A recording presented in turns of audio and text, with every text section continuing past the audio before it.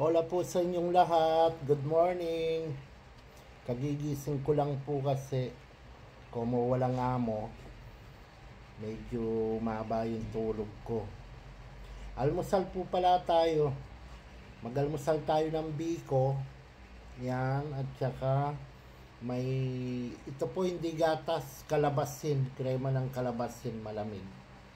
Ayaw ko po kasi yung maligam-gam sa como mainit.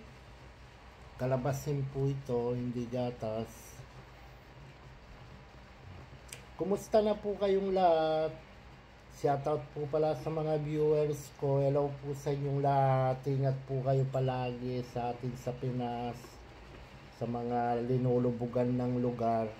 Mag-ingat po kayo palagi. Almusal po tayo bago tayo maglinis.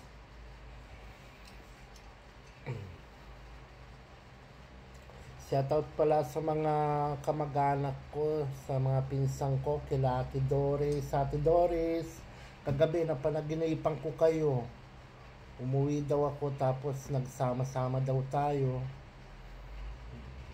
Napakagandang panaginip ko kagabi sa inyo. Ngayon po, mamaya po pala malaman namin kung makakabalik na kami bukas ng Madrid kasi last po ng check-up ni Senyora ngayon. Malalaman niya kung anong sabihin ng doktor, kung pwede pa siyang makabalik dito. Kung hindi po siya makabalik, bukas siguro uwi na kami ng Madrid. Sirang bakasyon ng mga anak niya pag ganun. Kaming lahat po uwi na. Pag hindi na po sila pwedeng bumalik dito dahil sa schedule sa ospital ng aking senyora. Almusal po tayo ng biko bago tayo maglinis. Lilinisin ko po kasi mamaya yung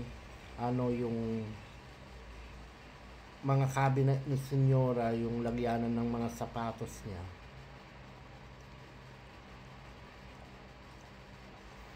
Sarap po. Kain tayo ng biko.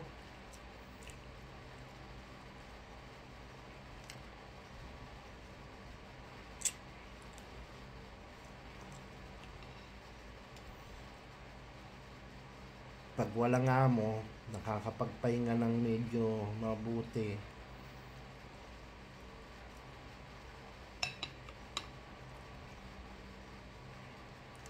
Ayoko po kasi sa krema yung maligam-gam, kaya malamig po itong krema na ito.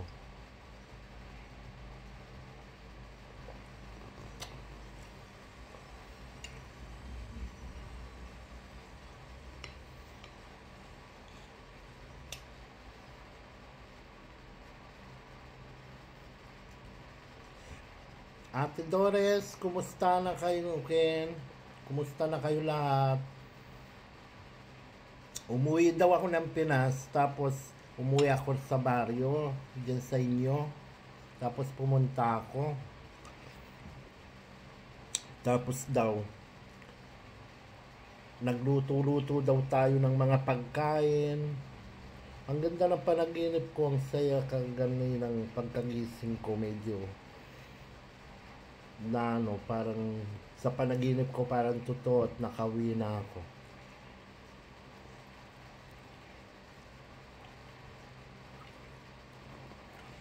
Sa lahat po ng mga kamag-anak ko, shoutout po sa inyong lahat. Ingat kayo lahat dyan sa Pinas.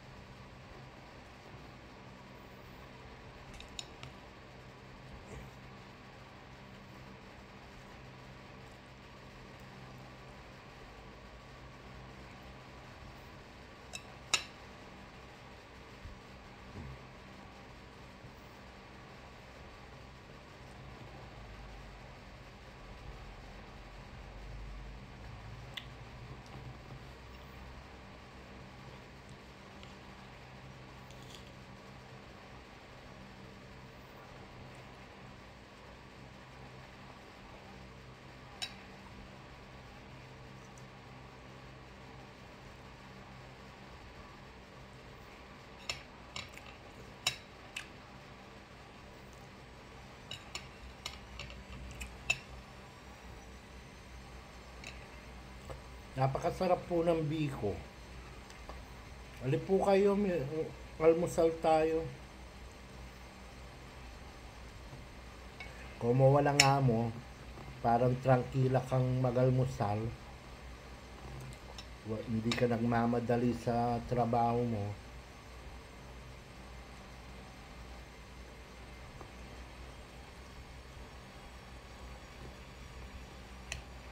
Ngayon medyo tahimik po ang panahon namin dito. Walang kahangin. Napakainit ng panahon.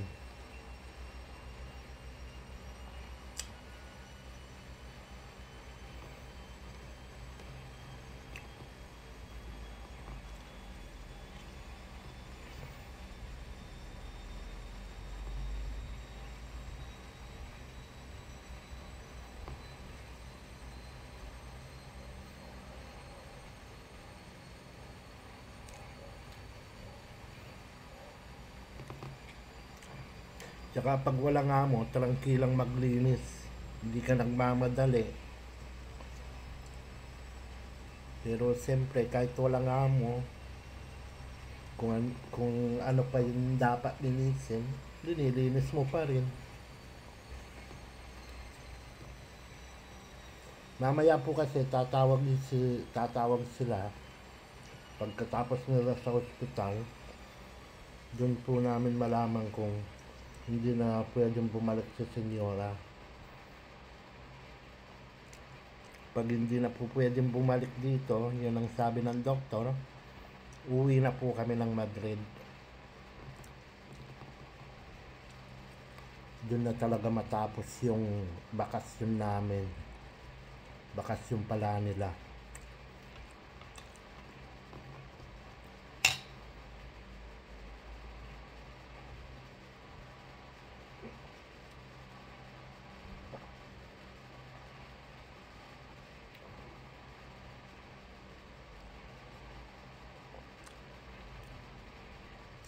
Napakasarap talaga ng krema. Krema po ito ng kalabasin ginawa ko kapon. Tapos, linagyan ko lang po ng konting asin, tapos yung nata. Nata para kusinar sa pagkukusina. Yung po ang sangkap nito, tapos yun, pinalamig lang.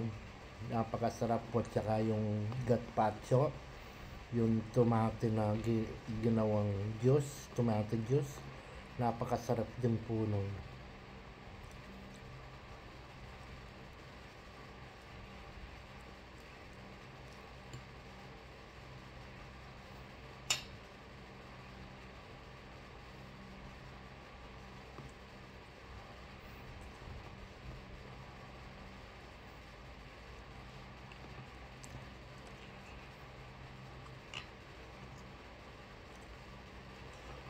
Nagalmusal po ako, sinalang ko naman yung labahan. Naglaba po ako ng mga sabanas namin ng asawa ko, tsaka kumot. Kaya hanggat nag-almusal ako, nakasalang naman ang labahan ko.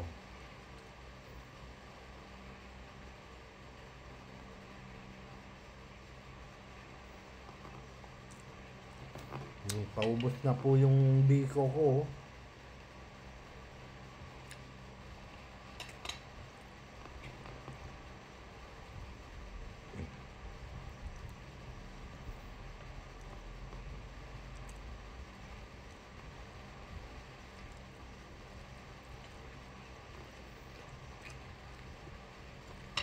Hindi naman po talaga kami sanay sa almusal dito, kaya lang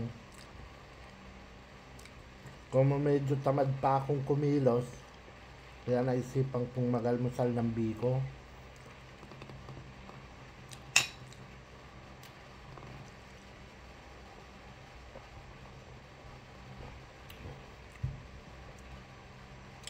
Dalawang beses lang po, kung tutusin lang, 2 beses lang po kaming kumakain dito.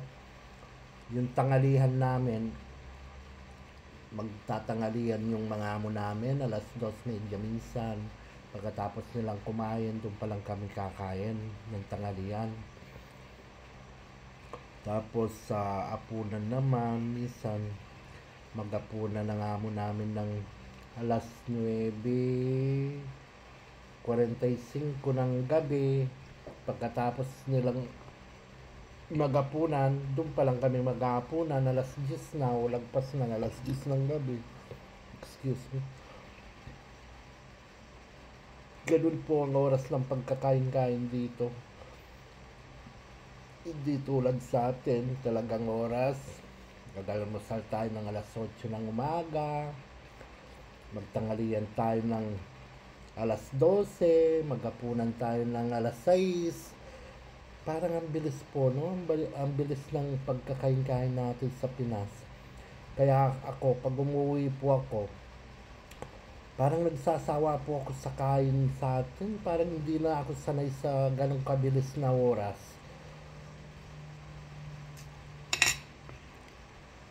Yung magalmusal ng alas 8. Minsan nga po pag umuwi ako ng Pinas, isang beses lang ako kumakain. Pag naisipan ko lang, lalo na kung paggabi na, hindi pa ako nagtangalian, doon pa lang po ako kakain. Kaya minsan sabi ko sa mga kasama namin sa bahay, ba't ang bilis natin kumain?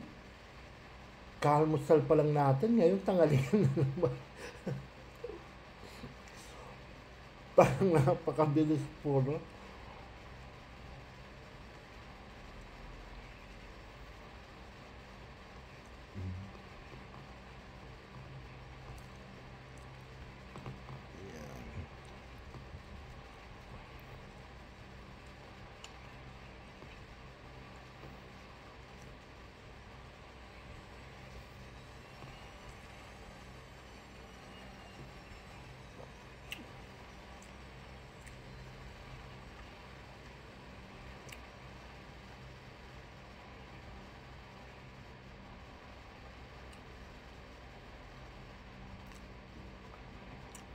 Bueno, hanggang dito muna po yung ating video.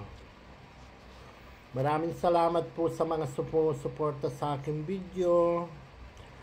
Paki-like and share na lang po yung aking mga video. At mag-subscribe na rin po kayo sa ating channel sa YouTube, Joey Karamay Vlog TV, para lagi kayong makasubaybay sa aking mga video. Maraming salamat po sa lahat ng nagpa-follow sa akin, tsaka sa mga nagsishare ng aking video, nagla-like. Maraming salamat po sa inyong lahat. Sana wag kayong magsawang sumuporta sa akin. Ingat po kayo sa lahat po ng lubog sa atin sa Pinas, yung nalubugan po na mga bahay-bahay ninyo.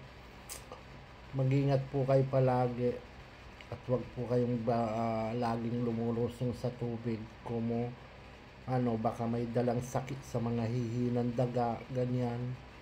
Ingatan nyo po yung inyong mga sarili dyan. God bless po sa inyo. Hanggang dito muna po. I love you all po. God bless. Bye bye.